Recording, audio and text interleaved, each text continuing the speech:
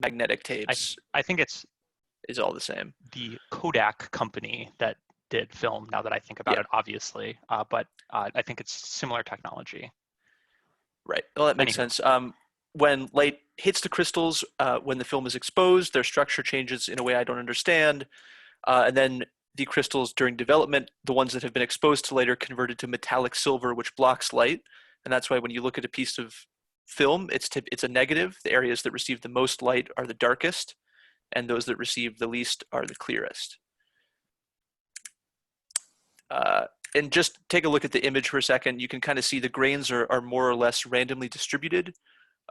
In reality, they're fairly dense. They're all different kinds of grain structures. Different types of film have different chemical structures, but this is just sort of a basic picture of what it looks like. Film comes in rolls, which are small metal light tight canisters. They usually have about 36 exposures. Typically, you can squeeze an extra 2 out of there. And then 24 frame rolls are also fairly common. The actual size of the image is 36 by 24 millimeters, and that's the standard frame of film. You put it in the camera, you take all your pictures, and then you roll it back into the canister and mail the canister off for development. These are just 4 common film stocks to the right. As you can see, they all have a number in their name. That is the ISO number, which is just an arbitrary value, or I guess not arbitrary, but set by the International Standards Organization to express their sensitivity to light. So the higher the number, the more sensitive to light, the less time they require in exposure to produce a good image. That's 35 millimeter film, and then larger formats are different. Medium format is a paper-backed film that's wound around a plastic spool. They can broadly be broken into 3 categories. There are black and white films, which are structured like the picture earlier. They're very simple. It's just one layer. Color negative films, and these are often referred to by the names of the Kodak processors for developing them. So C41 is the most common process for color film. ECN2 is the most common for motion picture film. They're suitable for any color photography use. There is a very wide variety of cheap consumer grade film that you might find in a disposable camera, scientific super high resolution film for copying, things like that. You can typically get color film processed in some drugstores or at amateur labs on what they're called mini labs, which is like an all-in-one machine that does all the processing and scanning with, and anybody can run it. You don't need any training. It's almost impossible to screw up color negative film. Basically, the only thing you don't want to do is take a picture where it's too dark. It's impossible to overexpose it because of the way it's structured. Ultimately, some amount of image will be recoverable, even if you take a picture in bright sun. So it's good for non-professionals in that way. The other main color film is slide film, which is also called E6 film. The grain is finer, so you have higher resolution. It's used to make transparencies for projecting, so it needs the higher resolution. The film itself is considerably more expensive, and today it's really only processed at professional labs. It's hard to take a good picture with this. It's if you're off by even a little bit over or under, you'll get a very dark or very light image. But if you do it right, you get really good colors, very sharp images, and it's typically it's what professionals have used for most of film's history. This is just on the left up top is a slide film. You can see it's just a slide, a little mini picture. To the right is color negative film. This is a diagram of color negative film. So it's actually just 3 black and white layers with color filters in between them and with dyes in each of the layers. So when it's processed, the dyes bind somehow with the silver halide and produce color. It's not that important to understand this. I certainly don't, but this is just how it works. It's interesting to think that fundamentally it's the same structure. So we compare that to a digital sensor. Things are a little different because on a digital sensor, each pixel can only receive one color. It just measures intensity.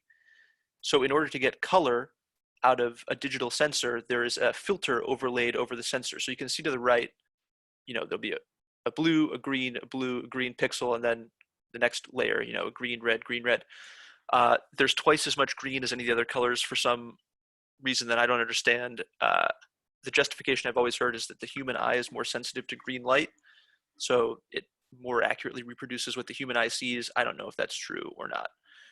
But the important thing to know is that unlike a piece of film where at each individual site on the film, all colors are being interpreted and recorded, on a digital sensor, each individual site is only getting one color. It usually doesn't make a difference because the pixels themselves are so small and there's so many of them. But as you'll see later, it can make a difference in some So is that where like applications. the measure of megapixel comes from the number of those pixels? Correct. Yeah.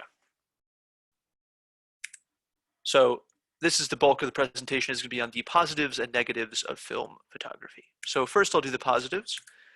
You can get very interesting vintage cameras.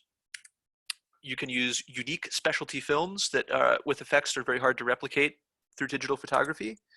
You can use medium and large format film, and film does have better color rendition, at least for those of us who aren't willing to spend tens and hundreds of hours on the computer.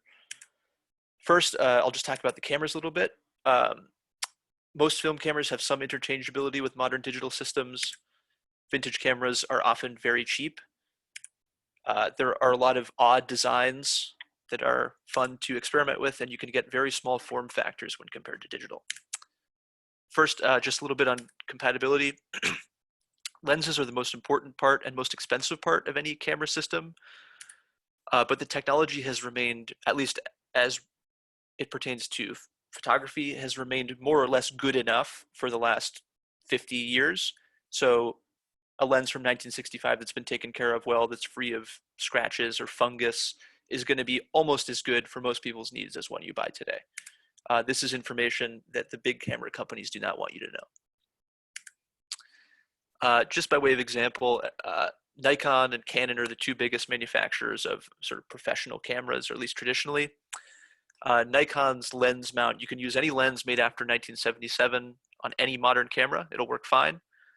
And you can use most modern lenses even on film cameras, although not the very newest ones. And even those that they made from like 1940 to 1977 can be used on a modern camera with simple modifications you can do yourself with a file. Canon switched their mount in 1987, which means everything from 1987 to today is forward and backward compatible. What's also neat is modern cameras that don't have a mirror assembly, which I won't get too much into, but basically like smaller digital cameras with interchangeable lenses, you can adapt any old film lens onto very easily, which has actually caused the price of most vintage film lenses to rise pretty considerably over the last 5 years. Vintage film cameras are very cheap. This is a Nikon FE. It was a sort of bridge between professional and consumer cameras when it came out in the 80s. I'm not sure how much it cost then, but it's about $100 now. A camera that serves the equivalent sort of market position would be about $1,200 new today. A Nikon F5, which was introduced in 1994, I think, and was top of the line then, $3,000. Now they're about $200. You have to watch out for, if you do get into this, the hipster tax.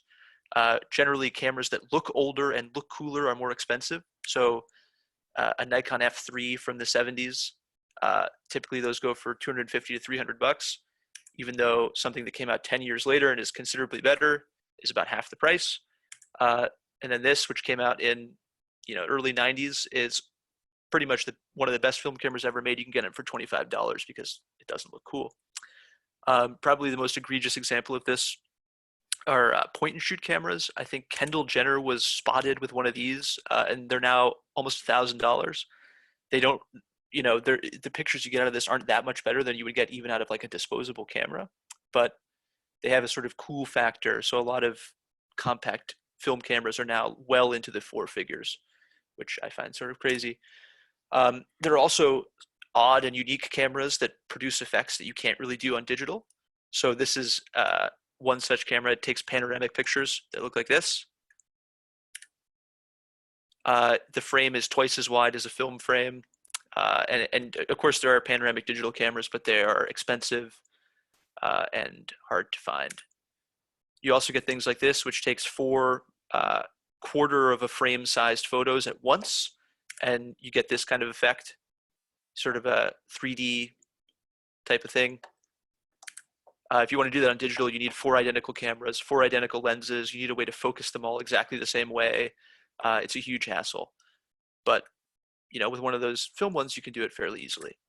You can also buy little bits of history if you want. This is one of the cameras that went to the moon. It was recently sold for $750,000. So I doubt any of us would be interested in that, but it is kind of cool to know that you can get that. Maybe a little more accessible example is this, which was a Nikon F3 produced for the US Navy that mounted onto the periscope of Los Angeles class subs and was used to take photos. It's not been modified much from its retail state. Basically just the mount was changed out and they got rid of there's a complicated prism that reverses and flips the image so you can look through it. You guys would know better than me, I'm sure, but whatever. We found a few of these on like the last day that we were cleaning out the boat in the locker. Pretty cool. Nice. Well, they're worth a good amount. But whatever mirror assembly you guys have in the periscope, I guess, negates the need for that. As you can see, modified for submarine periscope application. You can also get very small cameras. This is, I believe, at least the smallest film camera I know of. It fits in the palm of your hand. The dimensions are down at the bottom there. Weighs less than 400 grams. Because fundamentally, cameras are really simple. All it really needs to be is a box that keeps the light out, and you need a shutter. And you don't need any electronics for that. You can have a fully mechanical shutter. Sometimes even the shutter will be in the lens, and the body can be even smaller. The smallest digital camera I know of that has a sensor the same size as a piece of film, so a full frame sensor, is this one. I believe it came out this year. It's about the same size. It's a little heavier, but it also doesn't include a lens. So any lens you put on there is going to double the size and weight. So even now, you really can't get a digital camera with the same size sensor as you can a film camera. You can go even smaller too if you want. This weird looking thing that looks like a video camera on the left is a half frame camera. So it takes vertical pictures to a frame. The one on the right is a sub miniature spy camera that uses some kind of mini film. You can also use very interesting and unique specialty films. This is a black and white motion picture film, which has been repurposed for still camera use, which is sold by Eastman Kodak, called Double X. This is Delta 3200. The 3200 is the ISO number. So it's black and white film that's designed to be used in very low light. And you get some kind of neat effects when you use it in good light, things like that. This is a slide film that produces pretty much the most vibrant colors you can get on film. This one is particularly interesting too. This is color motion picture film that's tungsten balanced. So it's designed to be used with artificial lights rather than daylight balanced for use outside in the sun. And because of slight differences in the way that motion picture film and still film is processed, they needed to remove the layer that prevents reflections from the back of the film base from bouncing off and interfering with the image. So you get these interesting halos around any point of light with this particular film. So you can get some sort of Blade Runner type effects, especially with neon lights that people like. This is a film that instead of using a plastic base uses paper. I don't really know of any applications other than it kind of looks interesting and cool. It's made by hand. I think it's almost impossible to process without ripping it, but people do it. And then this one is one of my favorites, which is infrared sensitive aerial survey film that was designed, I believe, originally for sort of land survey and military surveillance, the idea being trees, things like that show up bright red, whereas man-made structures will be dark. So it's very easy to pick out man-made structures from the sky. But it's been used to make some really cool images. The one on the left is from a whole series on war in the Congo. And it's pretty much impossible to get now. I think it goes for about $80 a roll. And especially it's almost impossible to use if you don't know what you're doing. It needs to be constantly refrigerated. But if you do it right, you get some very beautiful pictures. And this is an effect that's almost impossible to do on a digital camera. You can get an infrared sensitive digital camera, but to get the colors to be something that are actually pleasant to look at is something that I think took decades of work at Kodak, and you probably won't be able to replicate that. And I don't know of a way. I don't think people have found a way to replicate this yet. I think the biggest thing that film offers that digital can't match at all is the availability of medium and large format film. So you can see on this diagram to the right, that red square is the size of a 35 millimeter film frame. And those are medium format sizes above it. So medium format film is typically called 120 film. I'm not sure what that refers to, but it's 60 millimeters wide, and cameras can produce images of really any variety of lengths. The smallest that you typically see is 645. The biggest, you could go up to 6 by 20 centimeters for panoramic images. This is sort of, for a long time, was the standard for professional photography, even well into the advent of digital photography. I'd say probably until like the early 2010s.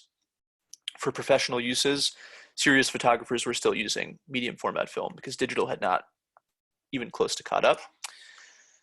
Because the piece of film is larger, you can get a shallower depth of field. So I know, those of you who have a newer iPhone, one of the things they're big on is that sort of portrait mode, which simulates a shallow depth of field and sort of blurs the background behind the subject. They have to do that with software because the image sensor in the iPhone is so small. I think it's like, maybe 5 millimeters across. But when you have film this big, it's very easy to get an extremely shallow depth of field. The bigger size also allows a smoother transition between colors and dramatically better image quality than 35 millimeter and most digital cameras. At the same time, there are a lot of drawbacks. First of all, a roll of 120 film usually costs about the same as a roll of 35 millimeter film, but the most you're going to get out of it is 15 pictures if you're doing 6 by 645. And if you're going as big as 6 by 20, you get like 4 pictures a roll. So it's very expensive if you screw it up. Typically also the cameras are bigger, which means you probably need to mount them on a tripod. Otherwise, the shaking from the mirror flipping up out of the way will make your pictures blurry. And the lenses themselves are not as, it's harder to make a lens that transmits light as efficiently as when you're working with smaller sizes. So the lenses themselves aren't as good in low light, which is why you need to use a tripod to get steady pictures. But the image quality is, from a good medium format camera, is as good as even the best digital camera that you can get today. You can also get digital medium format cameras, which I think has sort of become the new standard for professional photographers, especially who do, studio photography of products and things like that. But they're extremely, extremely expensive. Like, you're talking $50,000 for just the body and a single lens, whereas today you can get a whole medium format setup for like $500 or $600. And even then, the biggest digital sensor is still not as big as the 6 by 645 format, and the cost of the sensors themselves increases geometrically with size. So we're probably not likely to see anything bigger than that. And I think pretty much all of the focus has just been on improving the density of pixels on those sensors, not making them bigger. I put in just a couple photos. It's kind of hard to get a sense of what this looks like unless you can see them in person, just because a lot of these I just stole from the web and they're not at their full resolution, but you can kind of get an idea of the colors and the depth of field and things like that. So this one on the left is square 6 by 6. On the right is 6 by 7 centimeters. So you get really nice colors, very smooth transition from color to color. They're very nice to look at. And of course, you can also, back in the day when prints was all you made, you can make much bigger prints because you have a lot more resolution to work with. This is a 6 by 17 centimeter panoramic camera. This one I couldn't get the full resolution of, but it's really something if you see it. And there's also a big diversity of just types of camera. You can on the right, you can see one of those sort of old school twin lens cameras. You look down the top into a simple mirror where you look out the top lens, and then the bottom one is the one that actually takes the picture. Then the one in the middle was, I think, the premier camera for pros, basically until, like I said, about 2010. The ones on the left kind of more closely resemble smaller 35 millimeter cameras, but just magnified. So there's a big, systems are also very modular. So you can kind of do, you can really set things up to your own liking, whether that's in the studio or out and about. There's a lot you can do. Large format is probably what you think of when you think of like the old school photographer with a big canvas thing over their head.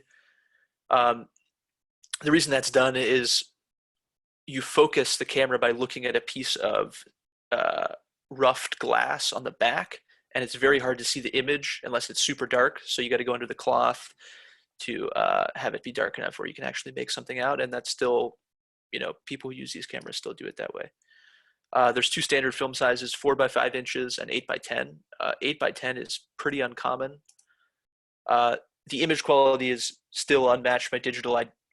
Probably someday it will be close, but that's a long way off. And the future, it's also extremely expensive. The film alone is typically about $5 a sheet. When you work in processing, another $5-10 a sheet. Scanning, it's expensive. So this is something that really only professionals use, and only people who do the kind of work that you can't do with any other tool. So it's a lot of kind of landscape photography or survey photography. This is what you'd want to use. Most of them are field cameras, which is what this picture is to the right, which means you can adjust the angle of both the front and back. You can move them up, down, you can tilt them left, right, or up and down. So you can adjust the plane of focus very precisely.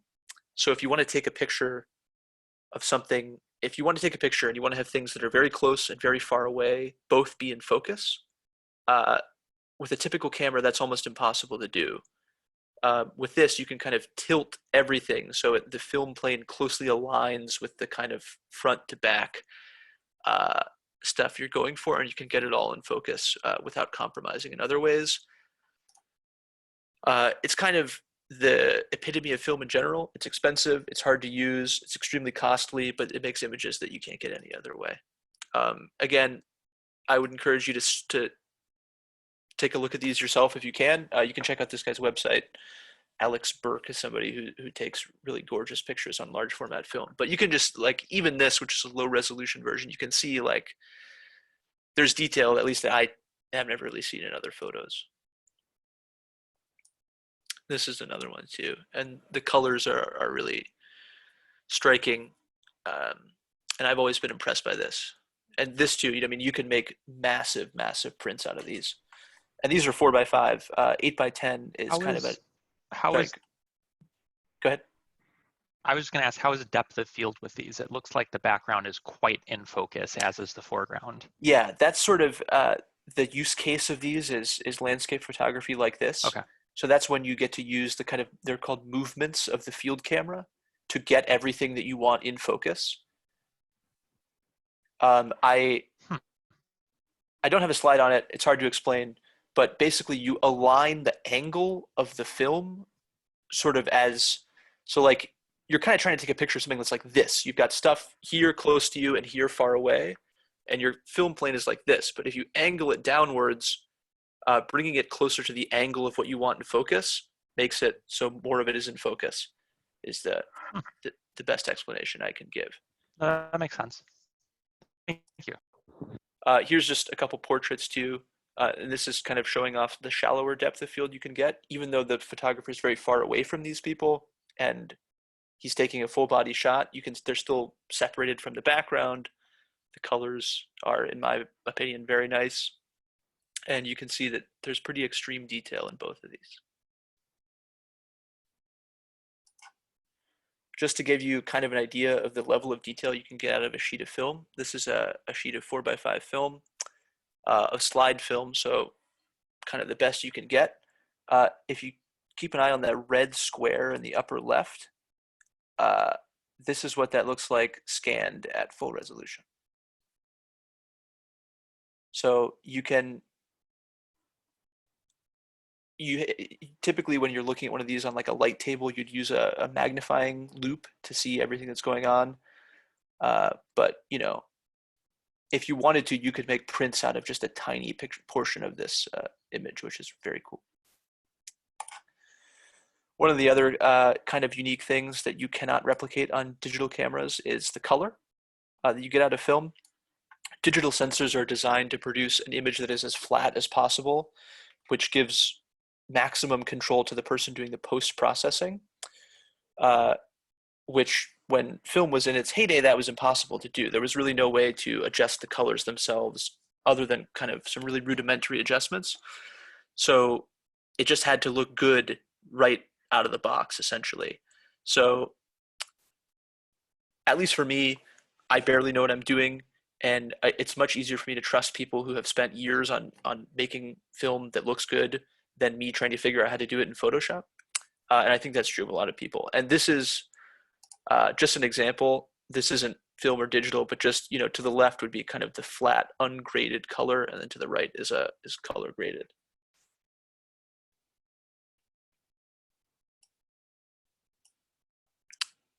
Going back to the what we talked about a little bit before, the color filters that digital sensors need to use.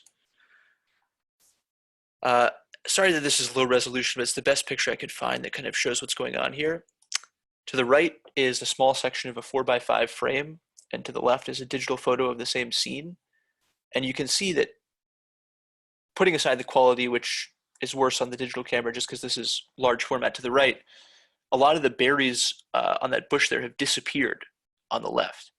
And that's because if you look at the Bayer filter, it's called, those berries didn't line up with a red pixel.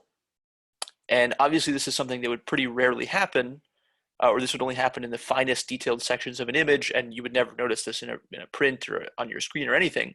But it's interesting to know that for really fine applications, unless whatever it is, a predominantly red section of the picture lines up with a red filtered photo site, you're not going to get anything.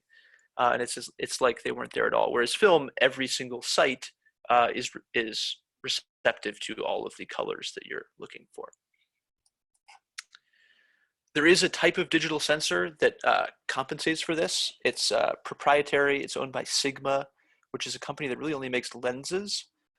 And it's, I don't know how it works, but it's, instead of the typical single layer with a filter on top, it has no color filter and instead has just 3 transparent silicon layers that somehow work.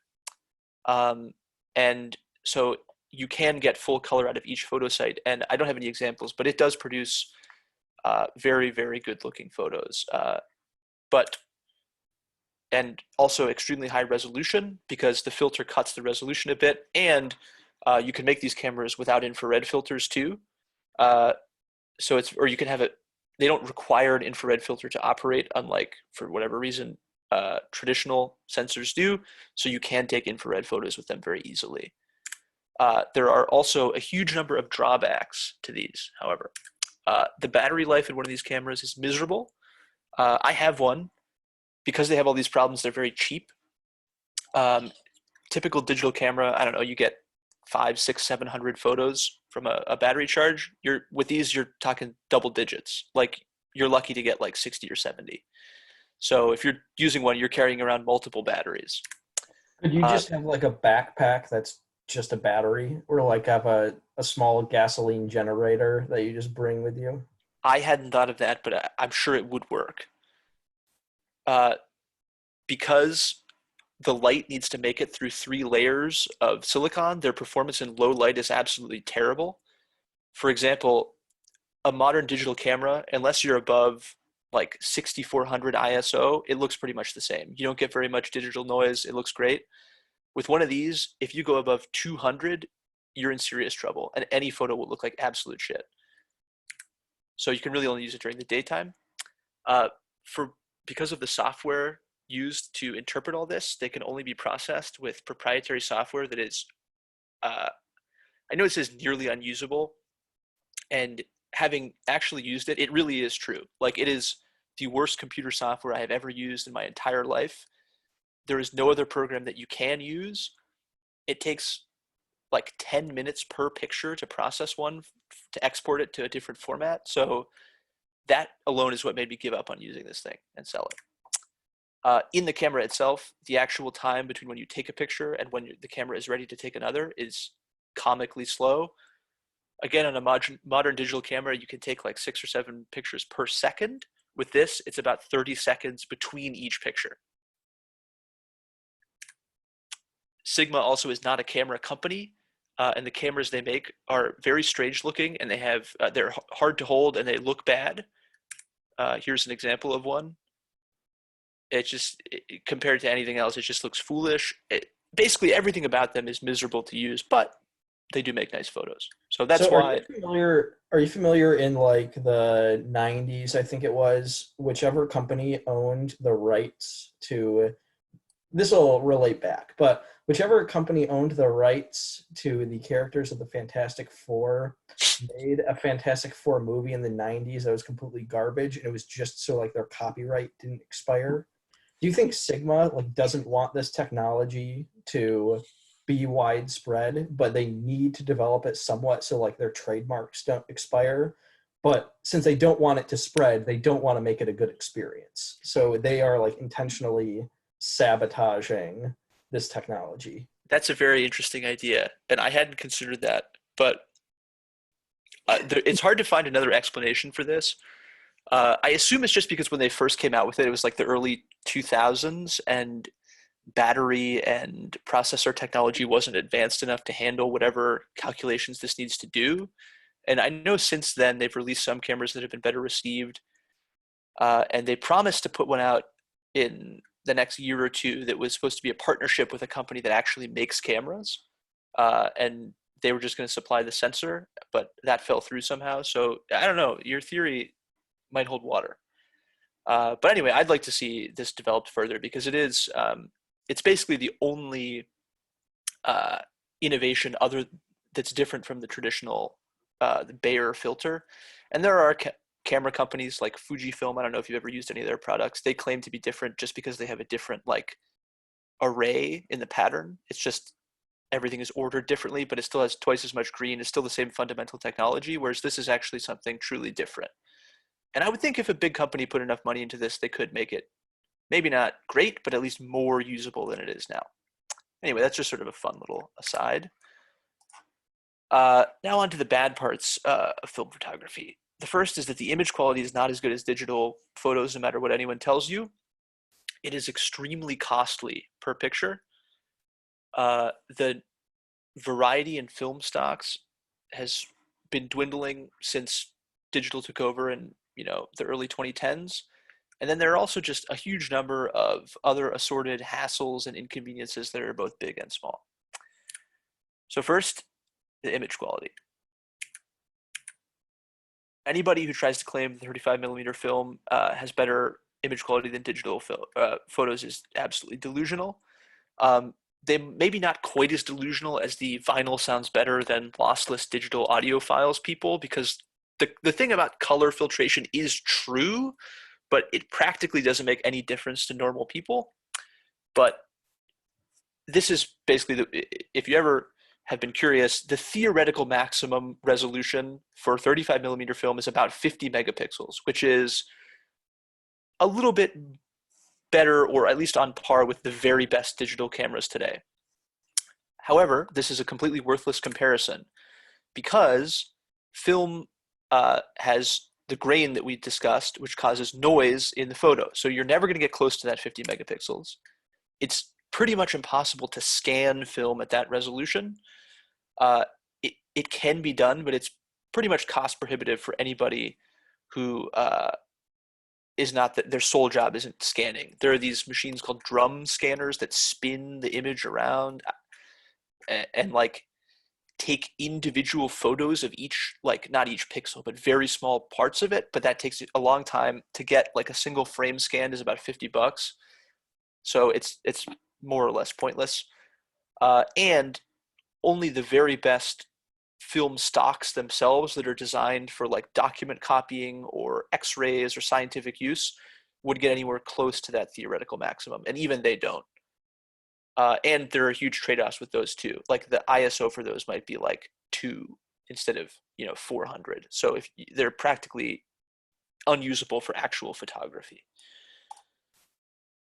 Fundamentally, the bottom line is that a modern digital camera with an image sensor that's the same size as a piece of film is going to significantly out-resolve film. That said, does it actually matter? No, it doesn't matter at all. 35 millimeter film is good enough for pretty much anything you want to use it for, especially today when most of the time if you're looking at pictures, it's going to be on the web or on your phone. The screen is tiny, everything looks the same, and you have to remember that until 10 years ago, film was the standard, and there were billboards, there were magazines, it all worked fine. So what people refer to as pixel peeping, which is obsessively comparing the resolution, is a waste of time and a sure sign of mental disease and decline. Leo, the thing about viewing photos on tiny screens, does that still apply if my phone is an 8K phone? It would still apply. And an interesting thing to remember is motion picture film is the same as 35 millimeter film, but it's sideways. So each frame of motion picture film is 24 millimeters wide and like I don't know, maybe 15 millimeters tall. So it's not the same. It's smaller than a full frame of film, and I think you can get like 12K out of that maybe. So the K is really kind of it has no, it doesn't matter how many K your phone has. What about movie directors who mount a digital camera above a film camera and they film both at the same time? Isn't that what the guy who made The Room did? Yeah, Tommy Wiseau did that. Yeah. I don't know. I never really saw a satisfactory explanation for why he did it that way. I think wasn't it that he couldn't choose? Well, he heard there were benefits to both. Well, there are. A money laundering scheme, actually. Like he was in cahoots with big film, but he wanted to use digital. Interesting. Yeah, I could certainly see that being the case. Speaking of that, the cost. So just to start off, digital photography, other than the lenses, which I don't really include much about because they're expensive for both, they're interchangeable, and that's just sort of, you're going to have to pay that no matter what you do. The main cost is going to be the camera body. A sort of entry-level consumer camera is about $300. $700 to $1,500 will get you a brand new sort of prosumer camera that's more or less as good as anybody will need.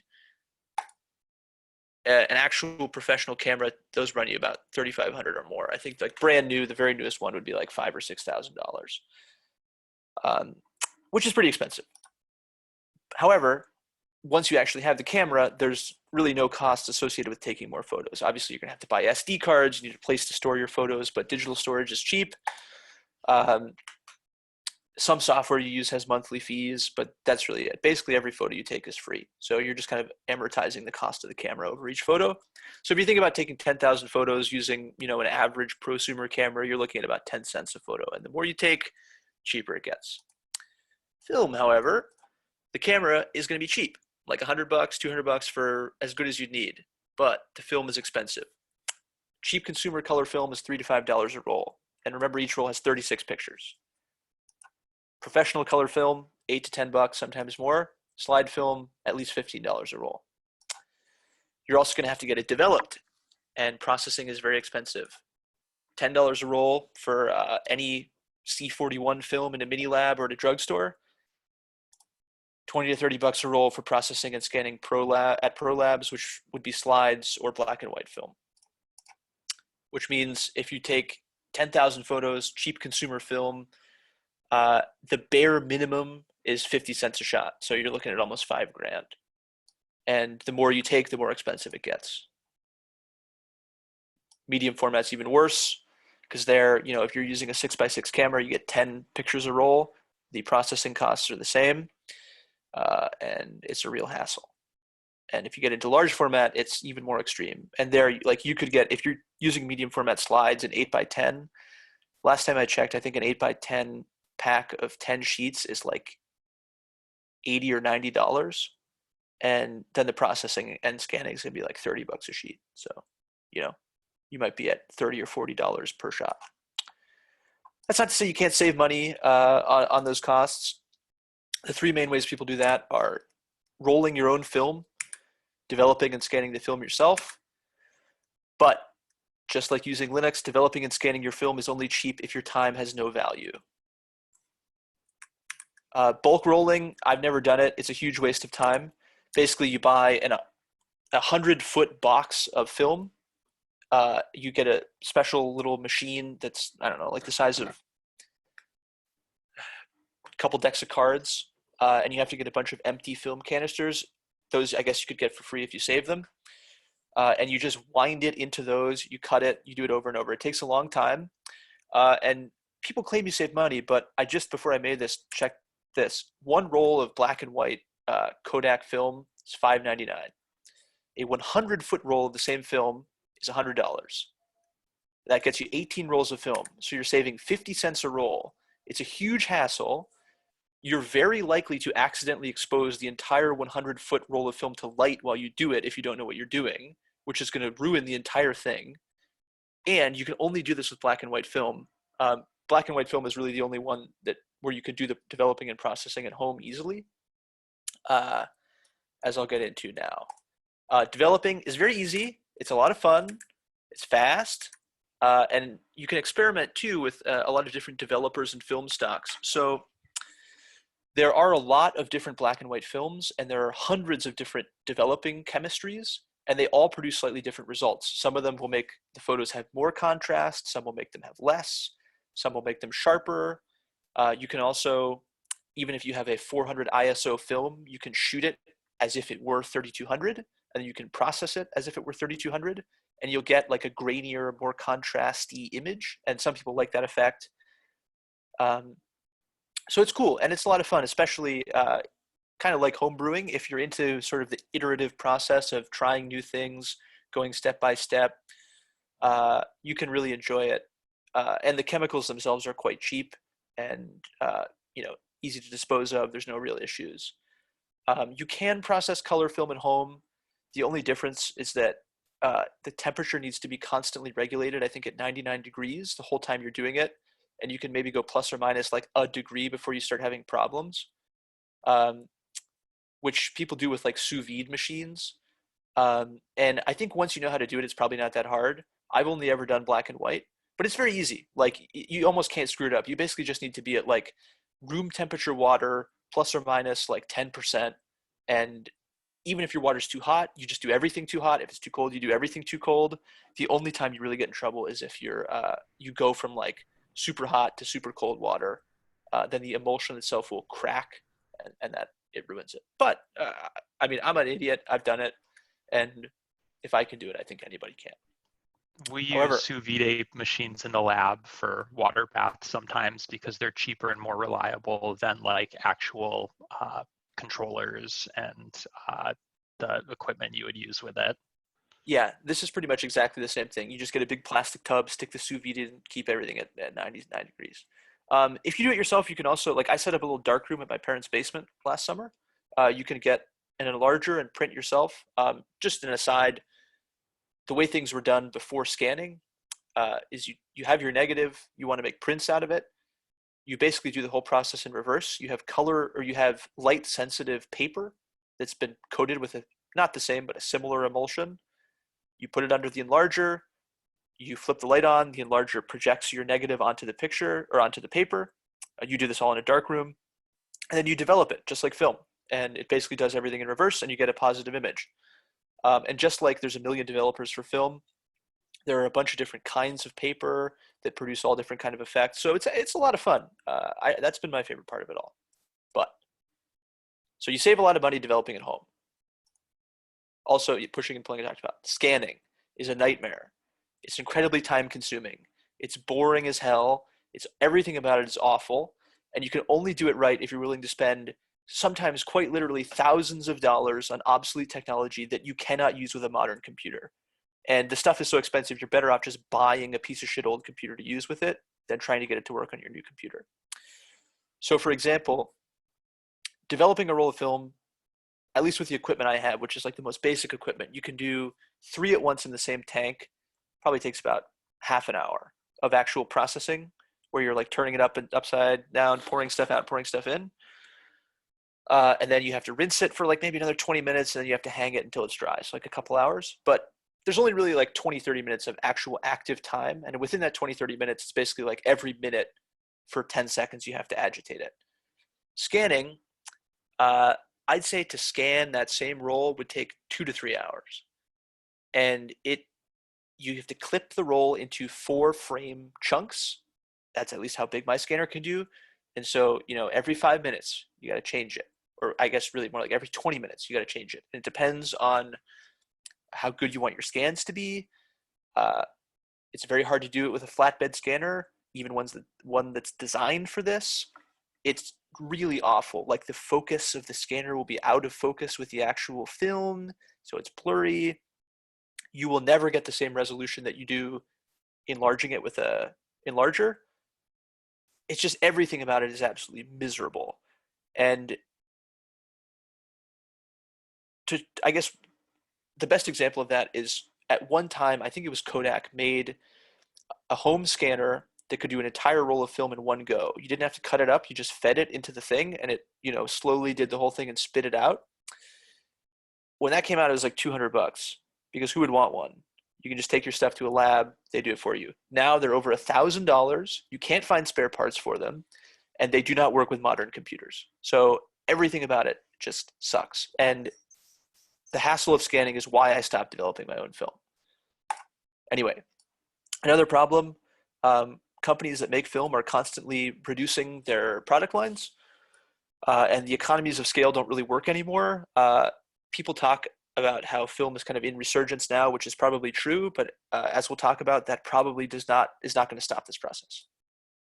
A good example of this is Kodachrome, which was produced from 1935 to 2010. It was processed, it's a slide film, in a special process called K14 that was so expensive and complicated that really only Kodak themselves could do it. This was never something you could have done at a local lab. There were a couple in the country that could do it. It was the standard for professional photography, especially for use in magazines or print.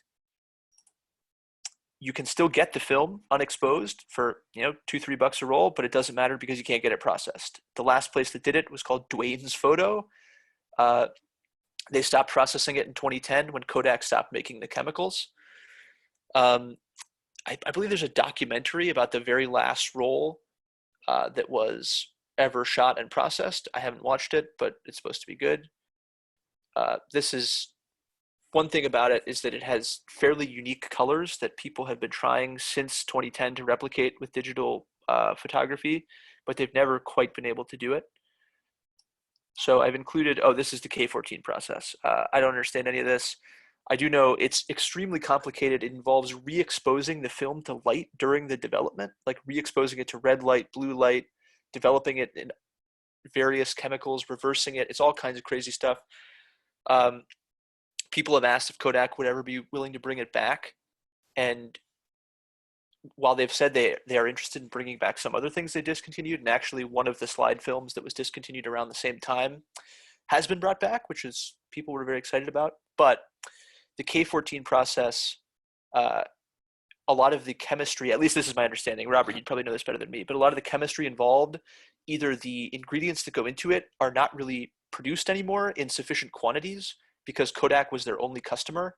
So all the companies that made it went out of business when Kodak stopped doing this, or environmental regulations have effectively made producing them impossible, or otherwise cost prohibitive. So there would really be no way to do it. Yeah, 3M makes a lot of custom polymers, primarily now for printer ink, for like pigments, because 3M does polymers, but I believe they did a lot of similar stuff for film stock. Once again, mostly for VHS tape, but possibly also for these things. I think we supplied Kodak and all of those companies. Cool. I've included a couple photos. This one I'm sure you recognize, Afghan Girl. The guy who took this was the guy featured in the documentary. I think he used Kodachrome for all of his work, and so they picked him to kind of shoot the last roll around the world as a like tribute to the film or whatever. But you get these really vibrant colors that you really can't get any other way. Also, if you ever look at old photos from like the Works Progress Administration or that era, those are all on this film. and it's that kind of iconic like World War II wartime propaganda color palette. This would have been, I'm sure this is large format. This is from the Farm Security Administration too, so like the 30s and 40s, and that's how it still has so much detail. Same idea, you know, basically if you're looking at an old photo and it looks even vaguely like this, that's probably the film. So that's just an example, but basically there are really only 3 companies today that produce photographic film. There used to be dozens. Um, excuse me. There's Kodak in the US and Fujifilm in Japan, and then Ilford is a British company that makes only black and white films. I think they also, all of those companies kind of do like private label stuff too, so there are a few other nominal brands of film, but they're still produced in those companies' factories. So are you telling me that North Korea has no domestic film production They capacity? don't. I think China might. There on Alibaba, at least you used to be able to get something called Seagull black and white film, which was known for being extremely cheap, but like okay. I think that it, I don't know if you can still get it, but each of those companies used to produce hundreds of film stocks. Today, they each produce, you know, maybe 5 or 6. Fujifilm in particular has been really axing uh, some of their offerings to the point where I think they really only sell 4 or 5 kinds of film now. Um, it's also gotten steadily more expensive. Fujifilm is the only company that makes slide film, so I know people are worried that it'll eventually disappear. Although Kodak did bring back a previously discontinued slide film, but it's like $18 a roll. It's hard to get it processed anywhere, so I really have a hard time imagining that that'll stick around for long. It'll also, once these things go away, it's very hard to bring them back. I don't know if you guys ever see those new Polaroid cameras around, but basically a company bought all of Polaroid's intellectual property. I think they bought a lot of their factories and they tried to bring it back and they're still at it, but pretty much anyone who's used them will tell you that it's nowhere near as good as actual Polaroid was. Just the photos don't develop quickly, the colors are bad. Even like back in the day it was 10 photos to a pack of film, and I guess they can't figure out how to make the stuff thin enough, so now you only get 8.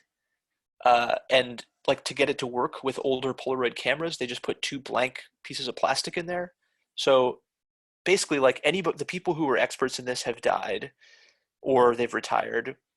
The kind of like a lot of the knowledge was kind of in-house things that were never written down, and it was just trust. You know, you trust the guy who runs the film lab, who knows what they're doing, and once that talent is gone, you can't get it back. Just like with the K14 process, a lot like Polaroid, I know for sure a lot of the chemicals that they use, you just can't get anymore because they were the only ones. They were the only customer for a lot of these companies. So there's no economic incentive to produce them anymore, and all of the producers are gone. But I mean, it's sort of interesting that this company is still trying to do it, and I guess they're successful enough to not have run out of money yet.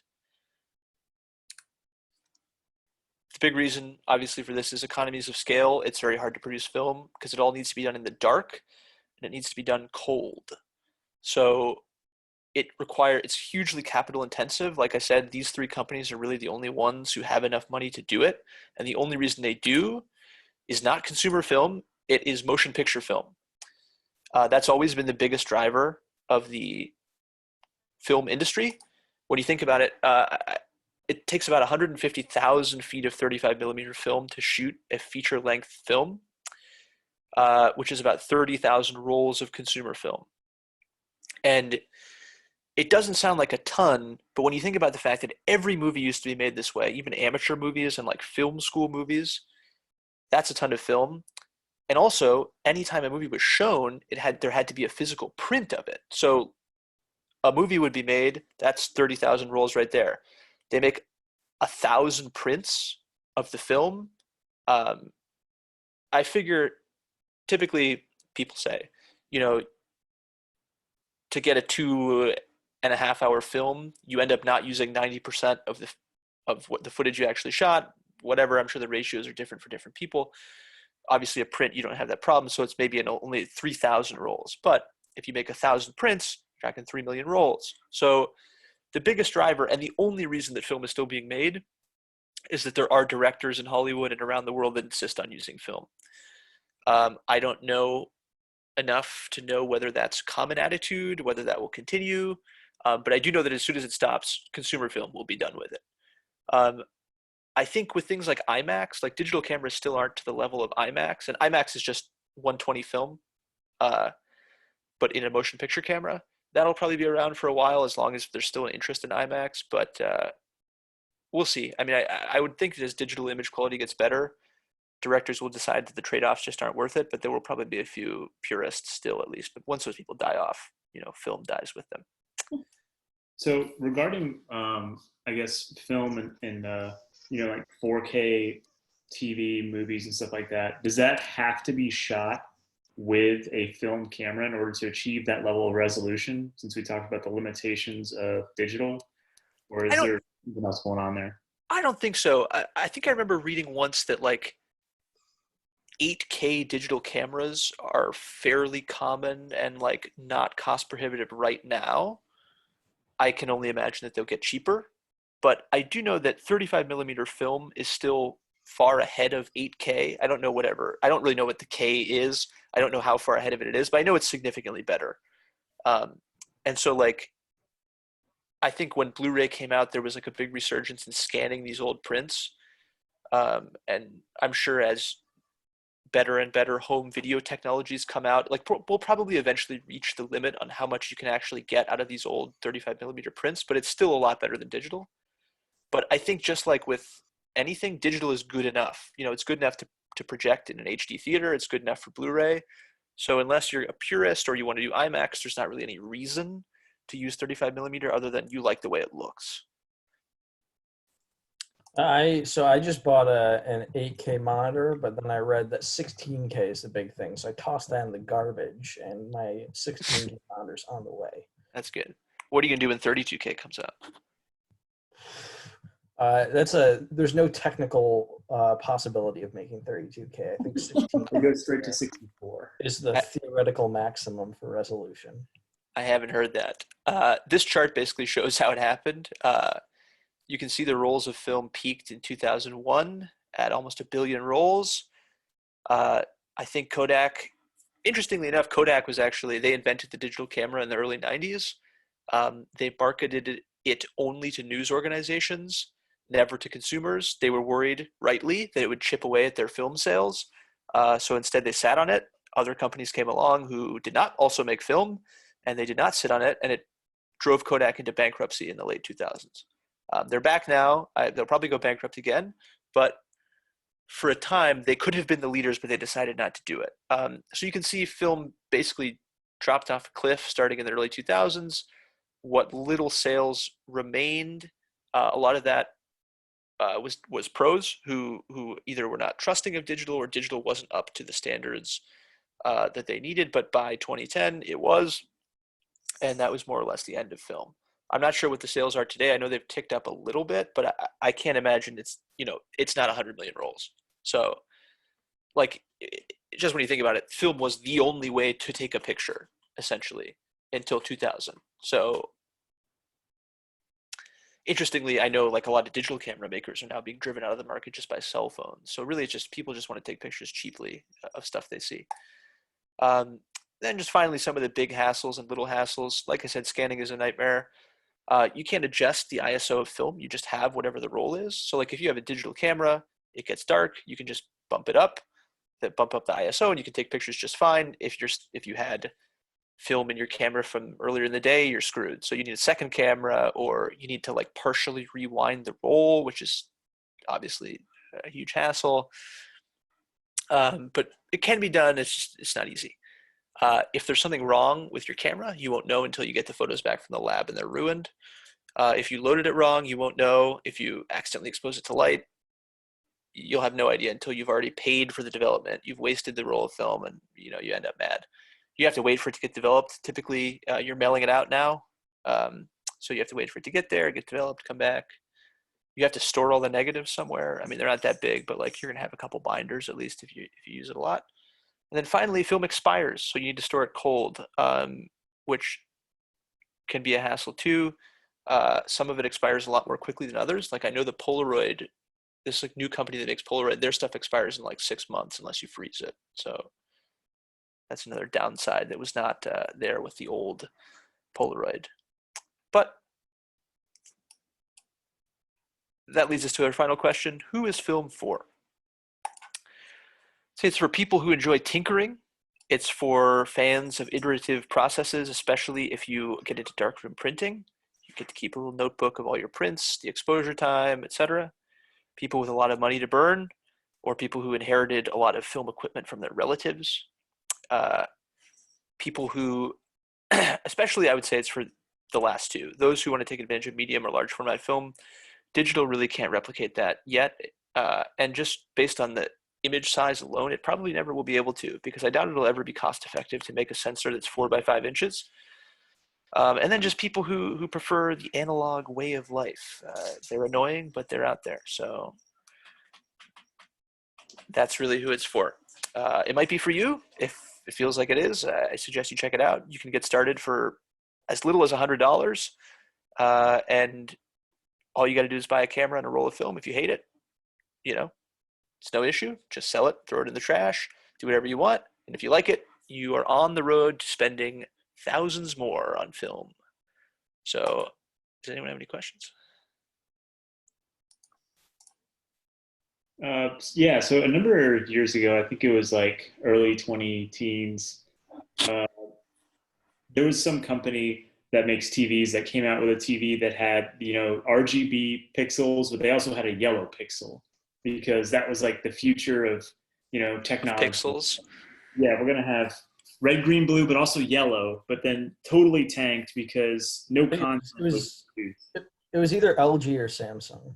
Yeah, I think it was LG, but no content's produced with yellow pixels. Is there like an equivalent for cameras or digital where some technology that was supposed to revolutionize the industry basically just tanked? I don't know. I think the closest thing to it, first of all, one thing that's interesting is one of the reasons that Kodachrome is so unique is instead of RGB, it was like cyan, yellow, magenta. I know some other films have cyan layers too, but I think the closest thing to it is probably that Sigma sensor technology. That is the closest thing to a genuine innovation anyone has had in terms of the basic technology of a camera image sensor, and just everything else about it sucks. But the technology itself does work. And the unfortunate thing is basically all of the camera companies are competing to have the biggest number on the box in terms of megapixels. So they use all this tomfoolery. Like one of the big things is like making the electronics in the sensor, putting them like behind or in front of the receptors and like illuminating it from the back. Like it's just kind of like fighting over scraps at this point to get to squeeze as much resolution as you can out of the sensor. I don't know that there's an equivalent that someone has like gone out on a limb with an unproven technology and it's completely fallen flat. But there's really not that much sort of innovation to be had.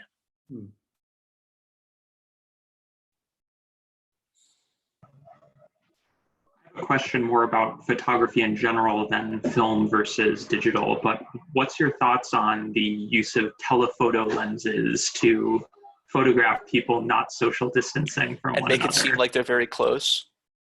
It's a despicable practice. Yeah, I remember seeing that one photo of people like looking at that big boat in New York, the like hospital ship or whatever, and being like, oh, well, like that guy's obviously like far away and using a telephoto lens. But people like, they're so close together. And interestingly enough, that same thing, the bigger your film image gets, so like a 50 millimeter lens is considered the standard lens for some reason.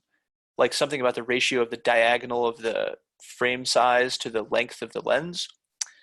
As your film size gets bigger, the standard lens gets bigger too. So like something that would be a telephoto lens on 35 millimeter, like say 200 millimeters, is closer to a standard lens on medium or large format. So I don't know. Yeah, it's despicable to do that. Someone should have gone there with the opposite, with a a very short lens and taken a photo, it would have looked like people were miles apart. It would have been like, see, people are doing the right thing.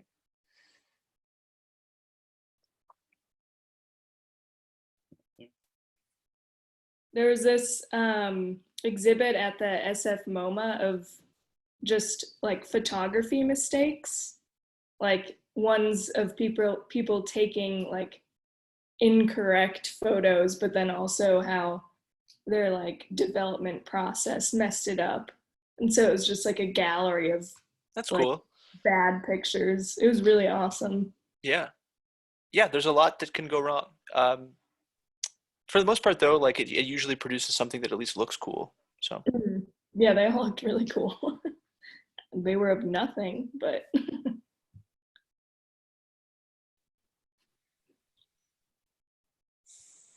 great. Anything else, Robert or Nathan? Or Yeah.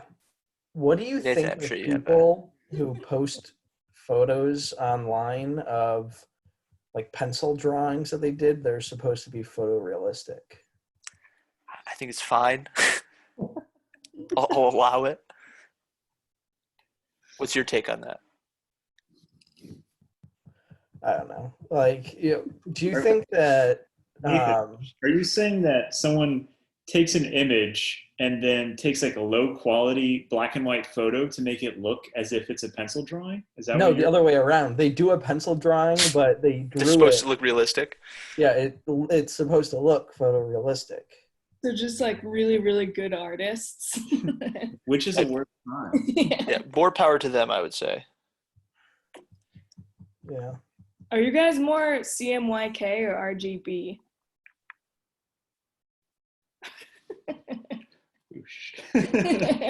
More of an RGB. Is that like are you talking about like keyboard setups right now? I think I'm WASD. QWERTY. We only do LAB or L star, A star, B star. What the hell I is guess that? that's the real hipster one. I don't know. It's a way to put it on a any color on a three-dimensional graph. Oh, I know what that is. It's like, yeah, because it's that weird like trapezoidal prism that describes every color, and then you just put like an X, Y, and Z coordinate, right? Yeah, it would probably fit into the presentation I did last week somehow.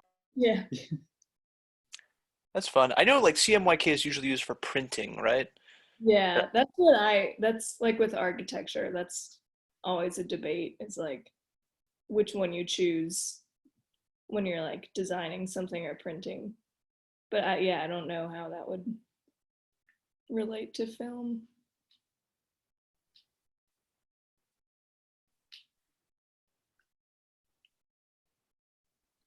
No, colors don't make sense to me. That's a good position to stake out. Like what's up with colors? Like when you mix different colors of lights, you get different things than when you mix the same colors of pigments. Like, why don't colors just make up their mind of what you get when you mix things? Do you think that the difference between what happens when you mix lights and pigments is what stopped Cyborg Industries from successfully making their like fiber optic? R.I.P. to Cyborg Industries. Did I ever tell you about Cyborg Industries, Pat? I have never heard of this. Oh boy, Cyborg Industries was founded by Nicholas. it's still around. It was founded by Nicholas DuPont and all of his cronies. Okay. And the original claim was that he had invented a lossless compression that was able to compress things on an order of 10 to the 85th power, I think is what he said.